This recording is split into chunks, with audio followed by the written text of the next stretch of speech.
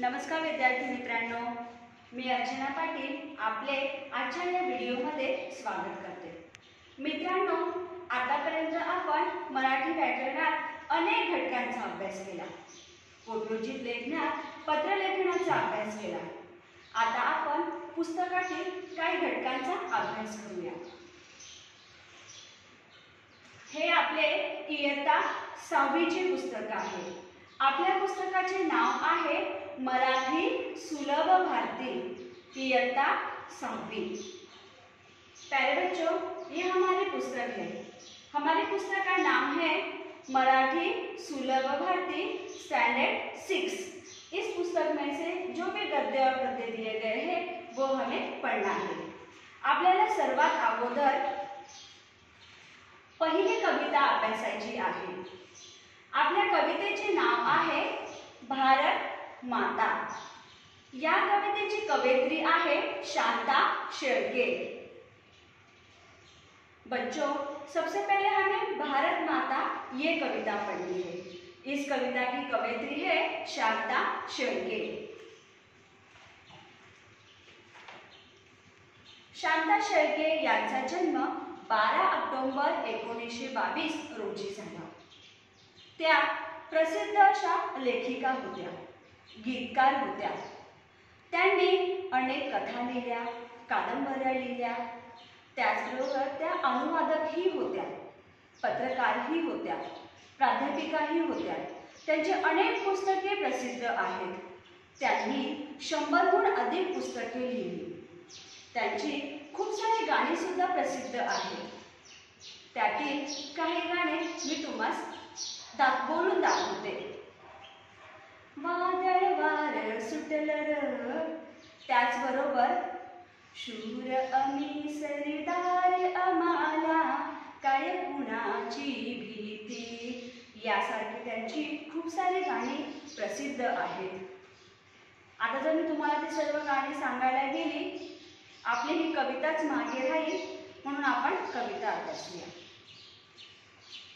बच्चों, शांता शेळके का जन्म 12 अक्टूबर 1922 में हुआ था। वो प्रसिद्ध लेखिका थी, गीतकार थी। उनकी 100 से भी अधिक बुक प्रसिद्ध है।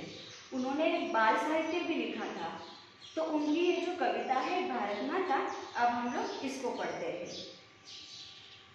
मित्रांनो, भारत माता या कवितेमध्ये कवयित्री शांता शेळके यांनी काय सांगितले आहे, तर कवयित्री शांता शेळके यांनी आपल्या भारत देशाचे, आपल्या भारत भूमीचे गौरवगान केलेले आहे।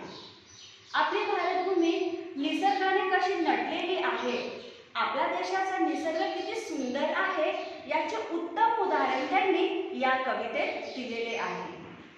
त्याचबरोबर त्यांनी आपल्या भारत मातेला वंदन केलेले आहे आणि त्यांनी हेही सांगितलेले आहे की आम्ही आमच्या देशाचा जो ध्वज आहे, जो तिरंगा आहे, त्याला आम्ही नेहमी उंच फडकवत नेऊ, अशी भावना त्यांनी या कवितेत व्यक्त केली आहे। बच्चों, इस कविता में क्या दिया गया है? इस कविता में कवयित्री शांता शेळके हमें क्या कहना चाहती है? इस कविता में कवयित्री शांता शेळके ने भारत देश का, हमारी भारत माता का गौरवगान किया है। हमारा भारत देश नेचर से, निसर्ग से कैसे सुंदर है, कितना सुंदर है, उसका वर्णन उन्होंने इस कविता में किया है। साथ ही साथ उन्होंने इस देश को वंदन किया है और हमारे देश का जो ध्वज है, जो तिरंगा है, उसको हमेशा हमें ऊंचा लहराते हुए रहना दिखाना चाहिए। ये भावना उन्होंने इस कविता में प्रकट किया है। आता आपण सर्वात प्रथम या कवितेचे गायन करूया, त्यानंतर याचा अर्थ पाहूया। मी गाते, तुम्ही सर्वांनी इकडे लक्ष द्यायचे आहे आणि खरी तसंच गाण्याचा प्रयत्न करायचा आहे। बच्चों, सबसे पहले मैं कविता को गाती हूँ, उसके बाद मैं आप लोगों को उसका अर्थ बताऊंगी। आप लोगों को क्या करना है, मैं जो गाऊंगी उसको आप लोगों को ध्यान से सुनना है और घर पे वैसे ही गाने की कोशिश करना है। सर्वांनी लक्ष द्यायचे आहे। प्रियतम प्रियतम आमची भारत माता आम्ही सारी तिची मुले. प्रियतम आमची भारत माता आम्ही सारी तिची मुले. रंग वेगळे गंध वेगळे तरी येथली सर्व फुले. रंग वेगळे गंध वेगळे तरी येथली सर्व फुले. प्रियतम आमची भारत माता आम्ही सारी तिची मुले. रंग वेगळे गंध वेगळे तरी येथली सर्व फुले. प्रिय आम्हाला येथील माती प्रिय हे पाणी झुळझुळते. प्रिय करली डुलणारी शेते प्रिय हे वारे सळसळते. प्रियतम आमचा धवल हिमालय बगे बिडाया जो गगना. प्रियतम आमचे सह्य विंद हे प्रियतम या गंगा जमुना. प्रियतम आमची भारत माता आम्ही सारी तिची मुले. रंग वेगळे गंध वेगळे तरी येथली सर्व फुले. मानव सारे समान असती शिकवण ही जगतास दिली. या मातेची मुले सद्गुणी सर्व जगाला प्रिय झाली. प्रियतम आमची भारत माता वंदन आम्ही तिला करू. या मातेची मुले लाडकी सदा तिचा ध्वज उंच धरू. या मातेची मुले लाडकी सदा तिचा ध्वज उंच धरू. प्रियतम आमची भारत माता आम्ही सारी तिची मुले. रंग वेगळे गंध वेगळे तरी येथली सर्व फुले. अशा प्रकारे आपण कवितेचे गायन केले. आता आपण कवितेचा अर्थ स्पष्ट करूया. बच्चों, इस तरह से हमने इस कविता का गायन किया है. अभी हम लोग इस कविता का अर्थ देखते हैं. जैसे मैंने गाया है वैसे ही आप लोगों को घर पे भी प्रैक्टिस करना है और कविता को गाना है. आपण अर्थ पाहूया. प्रियतम आमची भारत माता आम्ही सारी तिची मुले. आता प्रियतम, प्रियतम या शब्दाचा अर्थ आहे प्रियतम अतिशय आवडती. आता प्रियतम आमची भारत माता. आता आम्हाला आमची ही भारत माता कशी आहे? अतिशय प्रिय आहे, अतिशय आवडती आहे. कोण आवडती आहे? आमची भारत माता. भारत माता म्हणजे आपला देश, जिथे आपला जन्म झालेला आहे. अशी ही भारत माता आम्हाला अतिशय प्रिय आहे. आणि आम्ही सारी तिची मुले. आणि आम्ही कोण आहोत? सर्व आम्ही सर्व तिची मुले आहोत. ती आम्हाला अतिशय प्रिय आहे. हमने इस दो लाइन का अर्थ क्या लिया है? प्रियतम मतलब क्या? आवड़ती, जो हमें पसंद है. तो हमें सबसे आवड़ती कौन है? सबसे ज़्यादा पसंद हमें कौन है? तो हमारी भारत माता. जहाँ पे हमारा जन्म हुआ है वो भारत माता हमें प्रिय है. और हम लोग सारे कौन हैं? उनके बच्चे हैं, उनके मुले आहेत. पुढे कवयित्री सांगत आहे, रंग वेगळे गंध वेगळे तरी येथली सर्व फुले. रंग वेगळे गंध. आता गंध या शब्दाचा अर्थ होतो सुवास, सुगंध. रंग वेगळे गंध वेगळे. मित्रांनो, ज्या प्रकारे बागेमध्ये वेगवेगळी फुले असतात, त्यांचा रंग वेगवेगळा असतो, त्याच्यातून येणारा हा सुगंध वेगवेगळा असतो, तरी सुद्धा ते काय करतात? बागेला सुशोभित करण्याचे काम करतात. तशाच प्रकारे आपल्या देशामध्ये अनेक जातीचे, अनेक धर्माचे, अनेक पंथाचे लोक आहेत. त्यांची बोलीभाषा वेगळी आहे, त्यांचा पोशाख वेगळा आहे, त्यांचे आचरण विचरण वेगळे आहे. तरी सुद्धा आपल्या देशामध्ये एकता आहे. आपण सर्वजण एकत्र राहतो. मग तशाच प्रकारे आम्ही सगळे काय आहोत? येथली सर्व फुले आहोत. आम्हाला येथे कवयित्रीने फुले म्हटलेले आहे. ज्या प्रकारे बागेमधील फुलांचा रंग वेगळा असतो, त्यांचा सुगंध वेगळा असतो, तशाच प्रकारे आपल्या देशामध्ये सुद्धा विविधता आहे. विविधता असून सुद्धा आम्ही सर्व कोण राहतो? एकत्र राहतो. अशी भावना येथे कवयित्रीने सांगितली आहे. बच्चों, इस दो लाइन में कवयित्री ने हमें क्या बताया है कि जिस तरह से बगीचा में अलग अलग फूल होते हैं, उनका रंग अलग अलग होता है, उनमें से आने वाली खुशबू भी अलग अलग होती है। उसी तरह से हमारे देश में भी अलग अलग जाति के, अलग अलग समूह के लोग होते हैं, लोग रहते हैं। सबकी बोली भाषा अलग है, सबका पहनावा अलग है, सबकी विचार क्षमता अलग अलग है, लेकिन फिर भी हम क्या करते हैं, एक साथ रहते हैं। तो मतलब जिस तरह से बगीचे में फूल अलग अलग है, उसके रंग अलग अलग है, फिर भी वो एक साथ रह के बगीचे को सुगंधित करते हैं, ठीक उसी तरह से हम लोग भी क्या करते हैं, एक साथ हमारे देश में रहते हैं। येथे आपल्याला कवयित्रीने असे सांगितले आहे। पुढे कवयित्री सांगत आहे, प्रिय आम्हाला येथील माती, प्रिय हे पाणी झुळझुळते।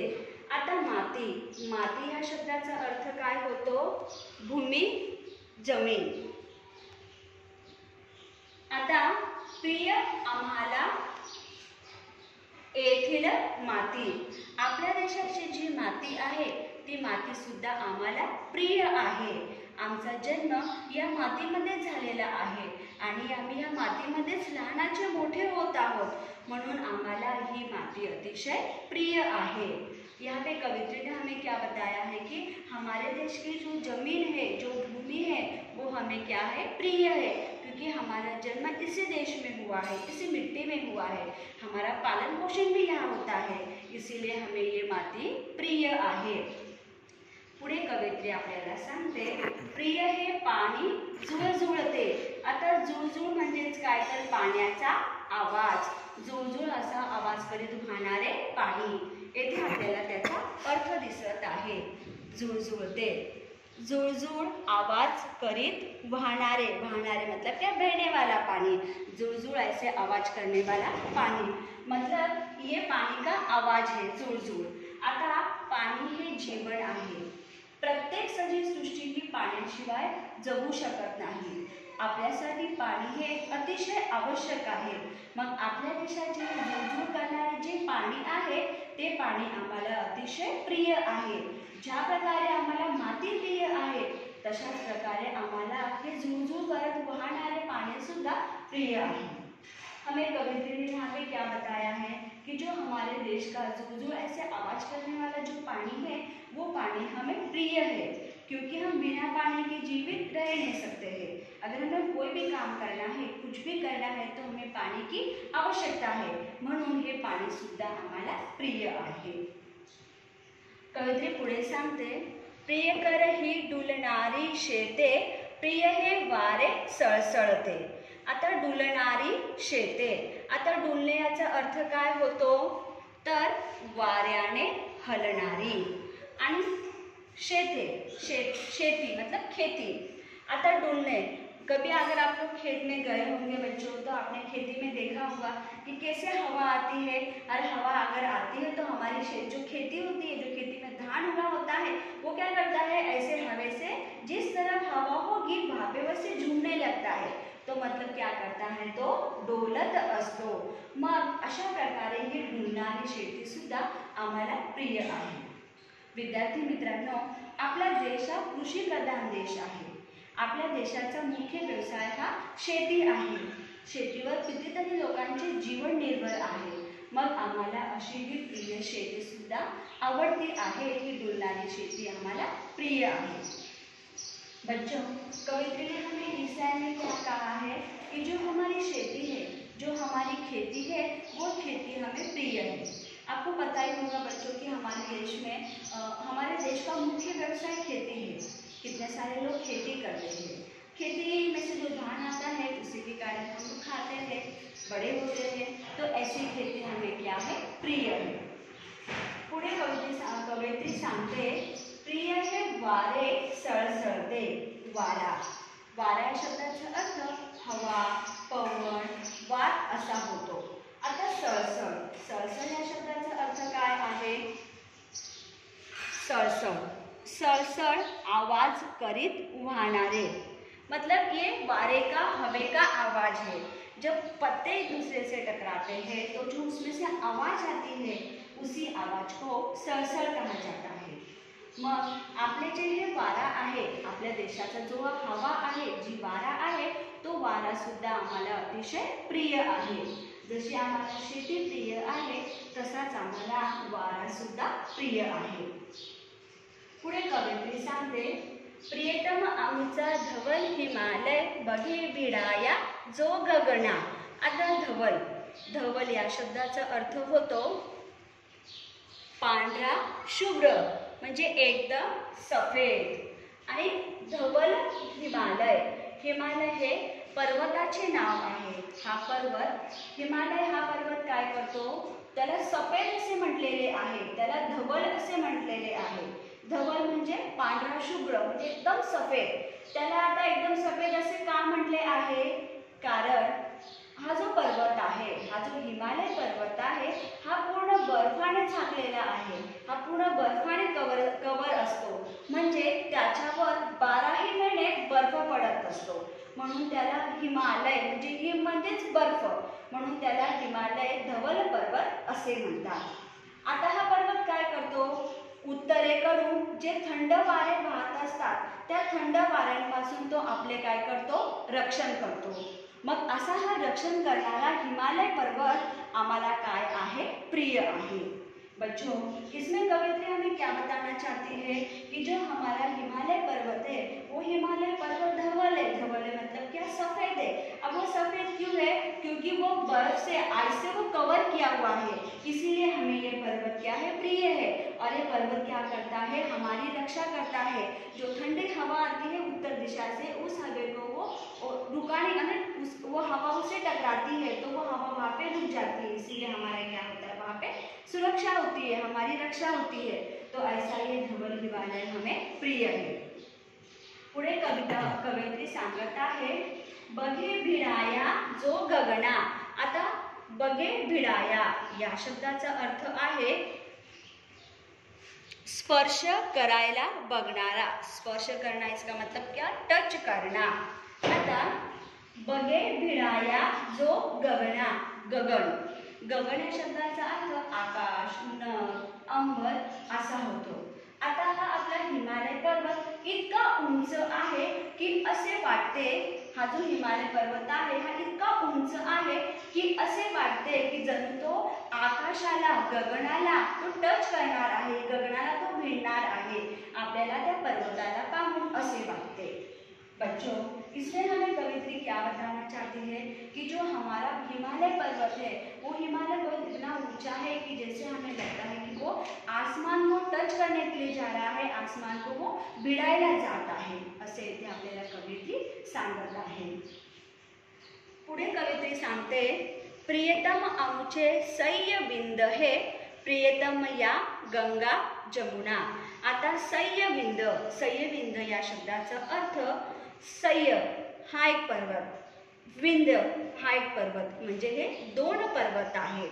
आता सह्य यालाही पर्वत असे म्हणतात, म्हणजेच सह्याद्री पर्वत, आणि विंध्य हा एक पर्वत आहे. मग ज्या प्रकारे आम्हाला हिमालय पर्वत प्रिय आहे तशाच प्रकारे आम्हाला सह्याद्री आणि विंध्य पर्वत हे सुद्धा प्रिय आहे.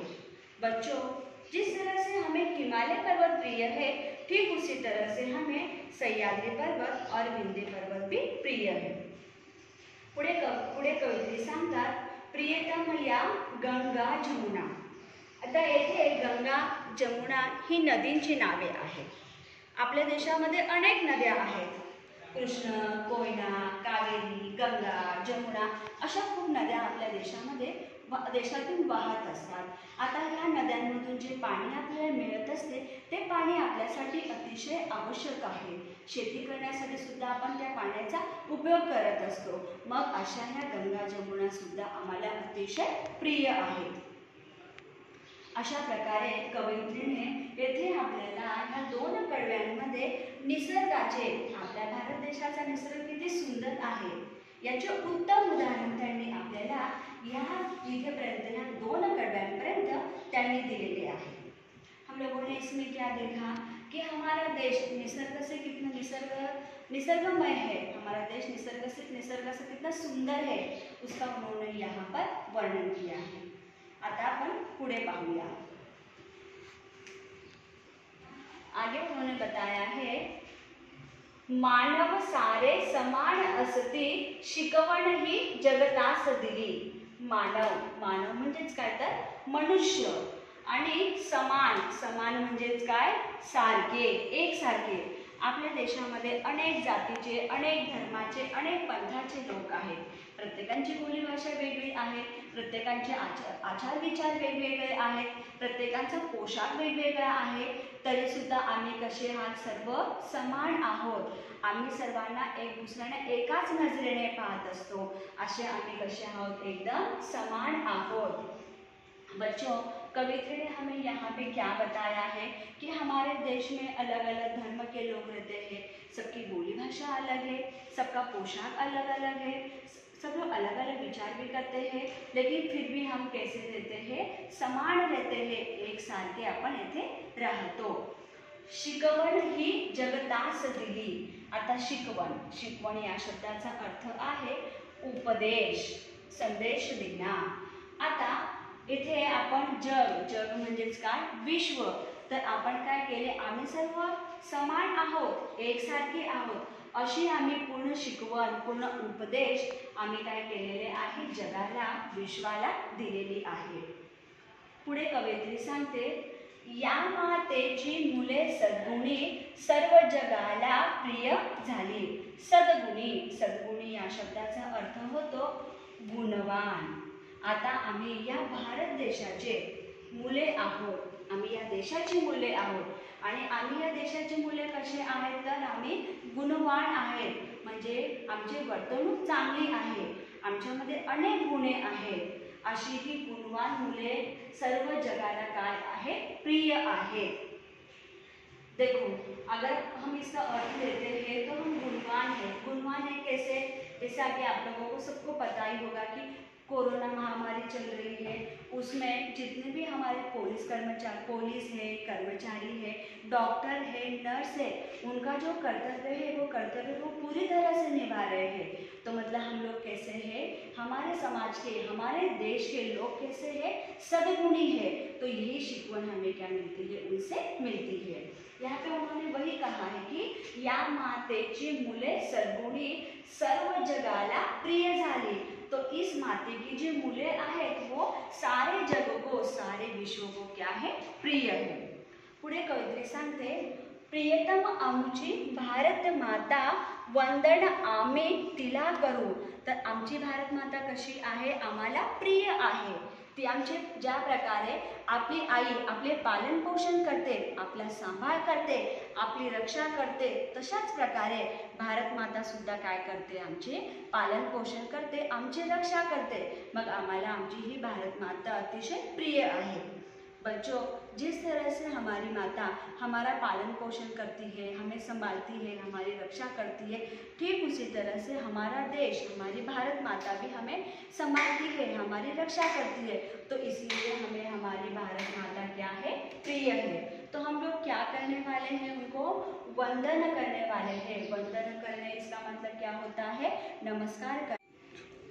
पुढे आपल्याला कवयित्री सांगत आहे, या मातेची मुले लाडकी, सदा तिचा ध्वज उंच धरू. लाडकी, लाडकी या शब्दाचा अर्थ होतो आवडती, प्रिय. आम्ही काय आहोत, तर या मातेची लाडकी मुले आहोत, आम्ही या मातेची आवडती मुले आहोत. मग आम्ही काय करणार आहे, सदा, सदा, सदा या शब्दाचा अर्थ होतो नेहमी, सदैव, हमेशा. हम लोग क्या करने वाले हैं, हम लोग इस देश के लाडले बच्चे हैं, हमें लाडके आहोत. तो हम लोग क्या करने वाले हैं, हम हमेशा हमारे देश का जो ध्वज है, जो तिरंगा है, जो झंडा है, उसको हम लोग हमेशा आसमान तक ऊपर ले जाने वाले हैं. असे आपल्याला इथे कवयित्री सांगत आहे. सदा तिचा ध्वज उंच धरू, मतलब हमेशा हम लोग आसमान तक हमारे ध्वज को, हमारे अच्छे वागणूक से, हमारे अच्छे विचारों से हम क्या करेंगे, देश का नाम उज्जवल करेंगे. मतलब हमारे देश के झंडे को हम आसमान तक ले जाएंगे. अशा प्रकारे कवयित्री शांता शेळके यांनी या कवितेमध्ये भारत मातेचे गौरवगान केलेले आहे. बच्चों, इसी तरह से कवयित्री शांता शेळके ने इस कविता में भारत माता का गौरवगान किया है. साथ ही साथ हमारा देश निसर्ग से कितना परिपूर्ण है, कितना सुंदर है, उनका भी उदाहरण उन्होंने इस कविता में दिया है। अभी आप लोगों को क्या करना है, जैसे मैंने इस कविता को गाया है वैसे ही आपको घर पे इस कविता का गायन करना है, उसकी प्रैक्टिस करना है और साथ ही साथ इस कविता को आप लोगों को पूरा लिखना है। यहाँ पे मैंने जो शब्दार्थ दिया है उसी शब्दार्थों को भी आप लोगों को आपकी बुक में लिखना है और जो आप लोगों की बुक है उसमें लिखोगे आप लोग, फिर उसके बाद क्या करोगे, जिस दिन हमारा ग्रुप ओपन होता है मतलब शुक्रवार के दिन, उस दिन आप लोगों ने जो घर काम किया है, जो गृह कार्य किया है, उसको उस दिन ग्रुप में डालना है। धन्यवाद बच्चों, मिलते हैं हम अगले वीडियो में।